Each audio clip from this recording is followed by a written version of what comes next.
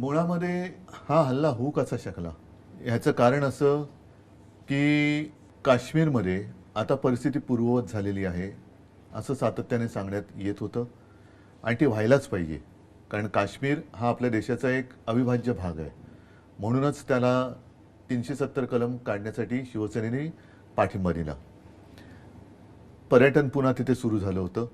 पुरेसा बंदोबस्त हा तिकडे ठेवण्याची गरज तर होतीच.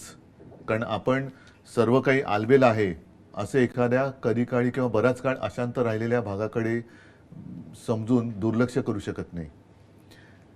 या हल्ल्याची जबाबदारी अतिरेकी म्हणून नाही, पण जो काही गलथानपणा किंवा गाफीलपणा किंवा दुर्लक्ष झालं ती कोणी घेतली? कोणीच घेतली नाही. सैन्याने नंतर जी काय कारवाई केली त्या सैन्याच्या शौर्याला सलाम, म्हणजे त्याच्याबद्दल वादच नाही.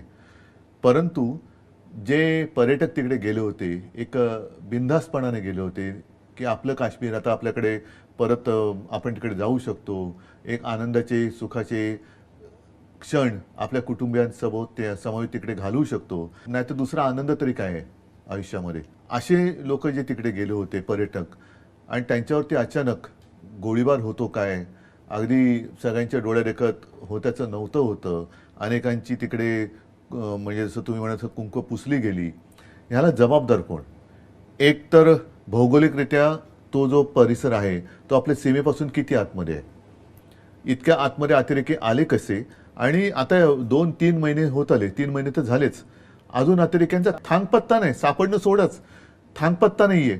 पहिली चित्र प्रकाशित केली गेली, त्याच्यानंतर ती म्हणतात की ती चित्र बरोबर नाही, ती आले आपल्या लोकांना आपल्या डोळ्यादेखत गोळ्या घालून निघून गेले. अरे गेले कुठे ते लोक? हे सरकारचं अपयश आहे मानता आपण? मोठं अपयश आहे.